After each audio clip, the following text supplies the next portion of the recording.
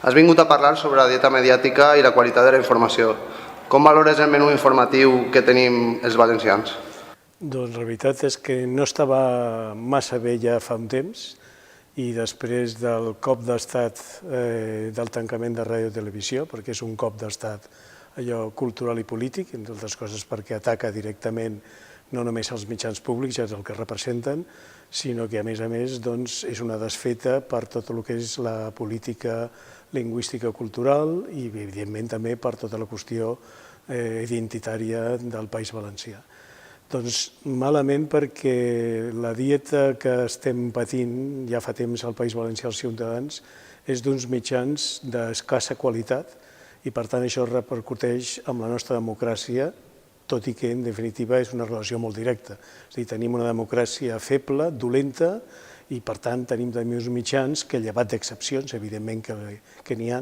doncs no són gens gratificants i a més gens estimulants des d'un punt de vista progressista, social, cultural, etc.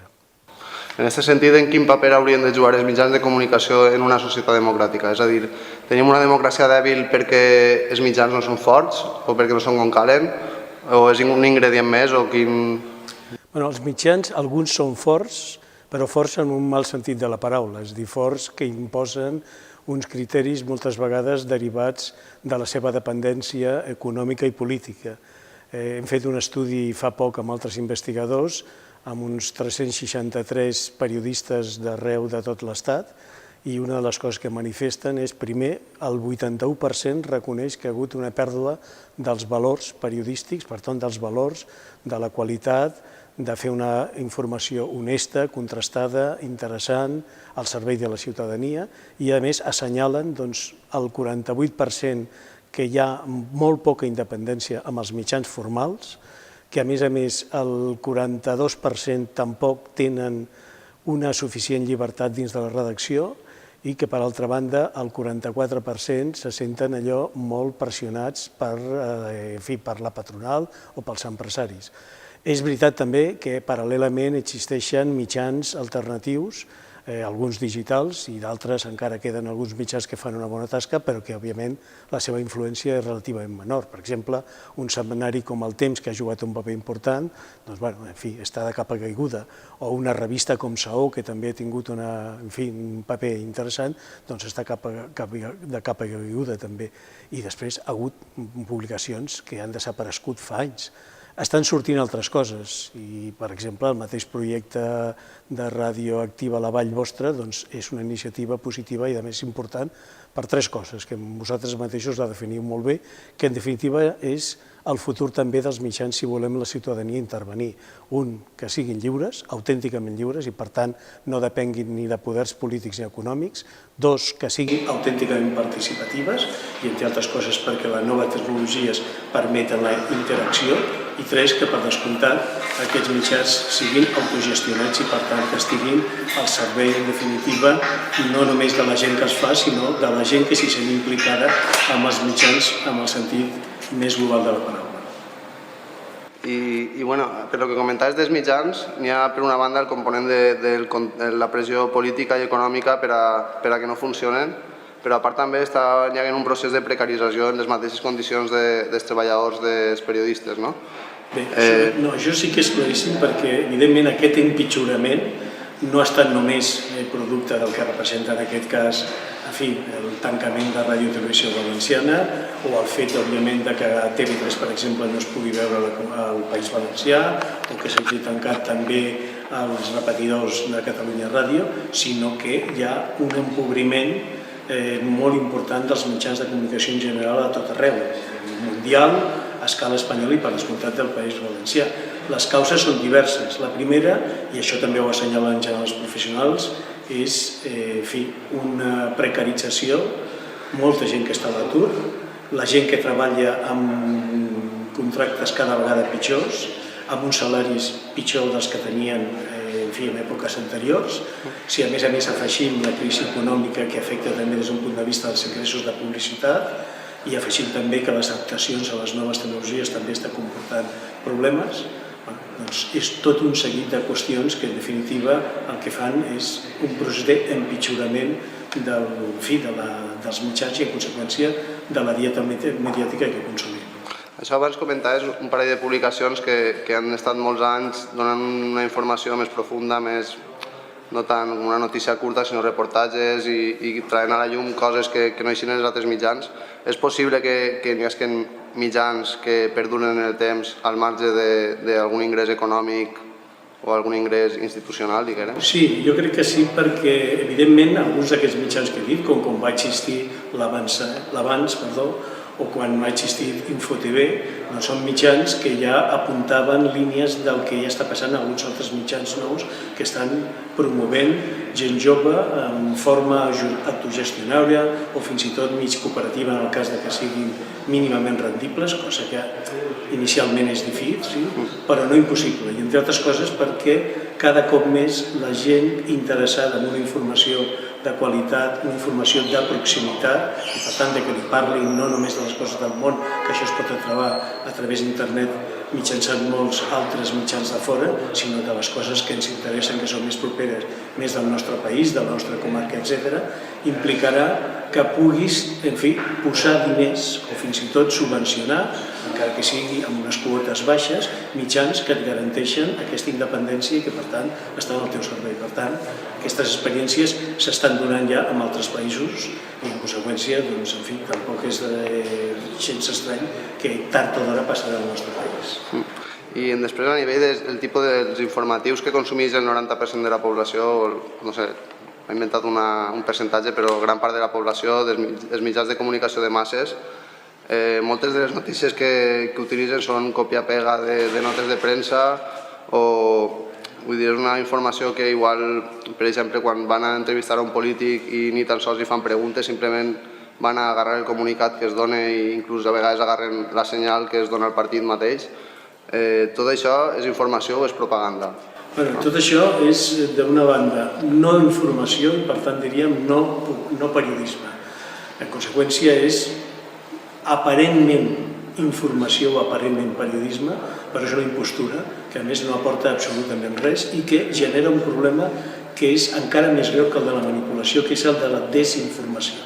És a dir, aconseguir un règim en què no només no es parla d'allò que és important, que és rellevant i que en definitiva la ciutadania necessita i vol, sinó que a més s'entretén a la població amb altres coses que en general no tenen cap importància i a més són absolutament banals o poc interessants. I aquí hi ha un cert, diguéssim, una certa concomitància entre molts mitjans i bastants periodistes amb els poders econòmics i polítics per mantenir aquesta espècie d'estat. Ara bé, jo crec que cada vegada també hi ha més ciutadans conscients d'això i, per tant, crítics i farts una mica d'aquests mitjans i d'aquests periodistes que juguen, en fi, d'alguna manera, aquesta carta. Sí, però al mateix temps hi ha com una espècie de... que són com un mercat, no? I veus que, per exemple, la Sexta ha agarrat com una línia més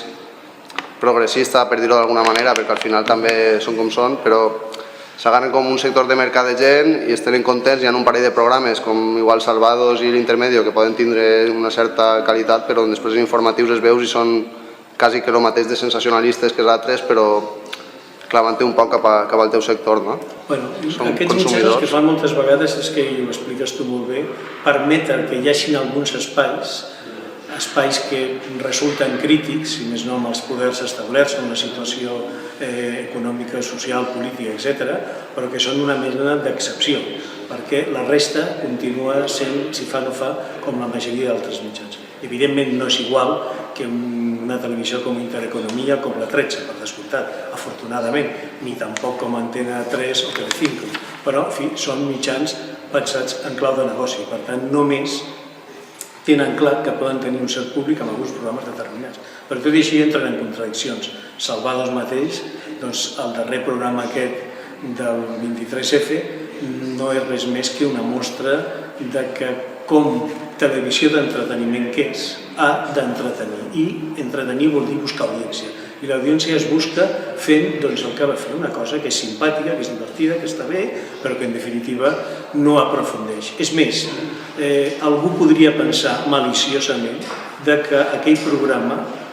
finalment a qui beneficiava era la corona, és a dir, a la monarquia, perquè en qualsevol moment, ja que estaven jugant a fer broma, podien haver agafat una altra línia que fos de dir no, i si resulta que el rei estava implicat amb el cop d'estat? Segur que tots aquells polítics i periodistes que es van prestar a fer la broma, insisteixo, no és cap crítica, al contrari, trobo que és divertit i que està molt bé que el Jordi Évole faci les aquestes, segur que no s'haguessin prestat. I després per què és tan difícil obtindre llicències de ràdio i televisió? Doncs perquè, en definitiva, les llicències i l'espai radioelèctric abans analògic i avui en dia digital, que és més fàcil, o hauria de ser més fàcil, és a dir, estan en mans, en fi, de l'Estat.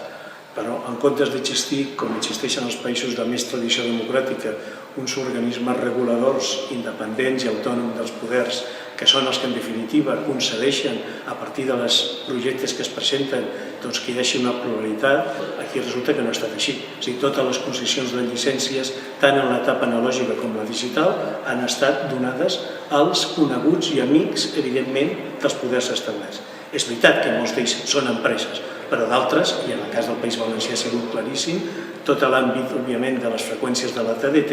es va donar a moltes empreses que no tenien res a veure amb el món de la comunicació i, a més, no eren ni valencianes. En conseqüència, doncs, és un repartiment descarat que atenta amb els principis bàsics no només d'una societat de dret, sinó d'una societat democràtica.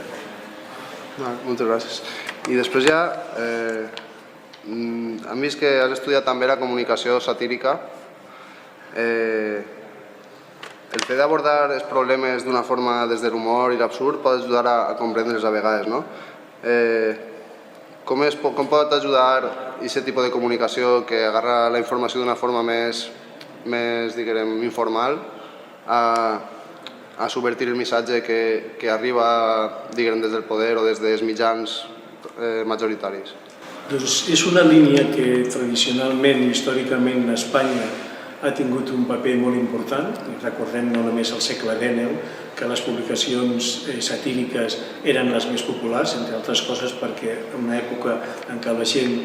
té un grau d'alfabetització baix, doncs a través de la imatge es podia transmetre moltes coses i en etapes importants polítiques com va ser, per exemple, la Segona República als anys 30 del segle passat, les publicacions satíriques també van jugar un paper importantíssim, com d'alguna manera més recentment en l'etapa de la transició democràtica a partir de la mort de Franco i la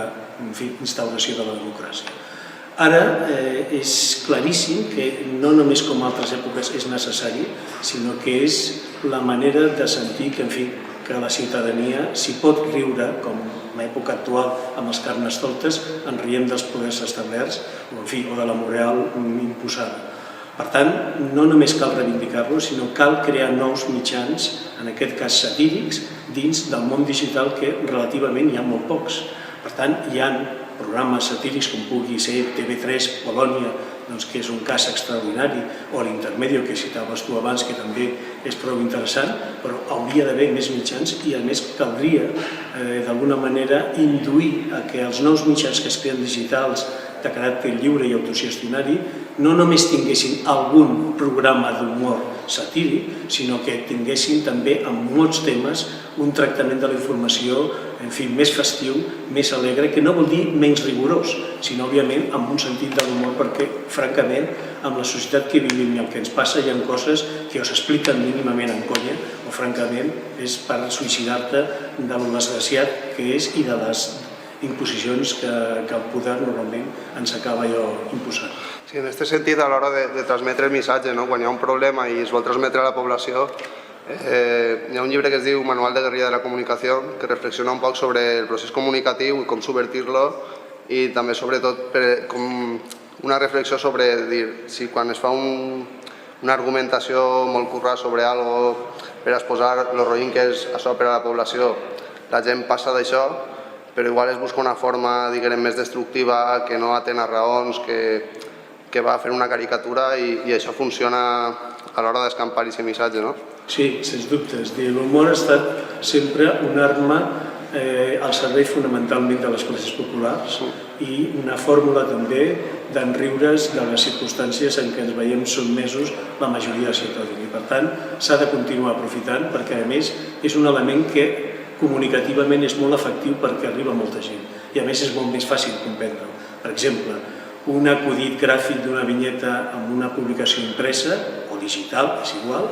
resulta que és molt més clarificadora les situacions que a vegades no sé quants textos escrits o quants reportatges. Per tant, en fi, cal utilitzar l'humor i utilitzar-lo d'una manera combativa, és a dir, com dirien alguns, en fi, com diria Umberto Eco, en plan de guerrilla semiòtica, és a dir, de fer guerrilla dels símbols, de riure's una mica de les coses que en definitiva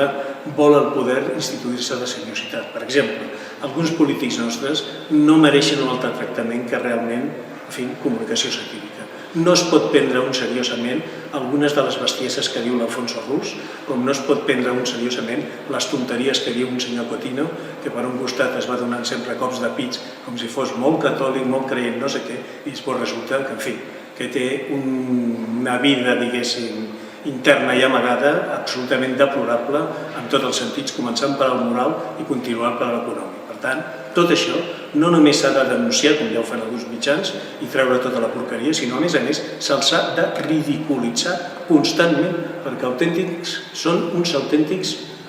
mamotretos i pallassos, dolents, per l'altra banda. Moltes gràcies. I ja de cara al futur, com és el futur del territori valencià, i tens alguna esperança en que canvien les coses? Doncs sí, tinc l'esperança perquè, evidentment, si no hi ha un canvi mínimament profund a escala política, econòmica i cultural, i això vol dir no simplement un canvi, diguéssim, de partit en la Generalitat Valenciana, sinó ha d'anar més enllà, però per descomptat aquest canvi és imprescindible, moltes coses, en fi, li veus molt poca eixida i són absolutament necessàries. D'entrada, que hem de recuperar unes ràdio i televisió públiques que no han de funcionar ni molt menys com funcionava, en absolut, ni de continguts, ni de gestió, ni de plantejaments. I arran justament del tancament s'ha vist com la ciutadania, o bona part de la ciutadania, reivindica i vol uns mitjans públics al seu servei i, per descomptat, també al servei de la llengua i de la cultura del país. Gràcies. Això una última pregunta. En el tema dels mitjans, critiquem sempre un poc els mitjans que estan en mans d'un partit que ja ha arribat al poder, però els mateixos partits de l'oposició, quan intenten arribar al poder, les estratègies de comunicació que gasten, inclús tenen alguns mitjans de comunicació que són molt afins i gasten al final les mateixes pràctiques i les mateixes estratègies que estan ja, diguem. Tu creus que la gent que ara té un discurs progressista, si arribaren al poder, conservarien una forma de fer o acabarien utilitzant igual els mitjans per a servir-se ells mateixos i no per al poble, no? Davant de la tentació que acabin fent el mateix que han fet els altres, i aquí ho hem vist, evidentment l'etapa del Partit Socialista en la ràdio i televisió valenciana no és ni molt menys comparable a l'etapa del Partit Popular, però Déu-n'hi-do, també. Per tant, algunes de les coses de la segona etapa comencen a la primera i no m'estic referint només a la millor o pitjor gestió econòmica, sinó també a la manera de triar alguns caps, de la manera d'utilitzar la informació, etc. És a dir, davant d'aquesta tentació que l'acostumen a tenir gairebé tots els partits, fins i tot els més suposadament progressistes o radicals, l'única alternativa, i ha estat històricament, és el que la ciutadania no ho permeti. I no ho permeti a través de crear organismes, d'una banda, reguladors autènticament independents i autònoms, amb professionals que se sap que actuen d'aquesta manera i, a més, amb una participació i una exigència constant, igualment com la creació de mitjans paral·lels alternatius que puguin contrarrestar tots aquests. I, per tant, si la pressió és molt forta, doncs no li toca més remei que entendre que els mitjans no poden estar al servei d'un o d'uns partits polítics, sinó han d'estar al servei de la ciutadania, especialment si els paguem tots els ciutadans.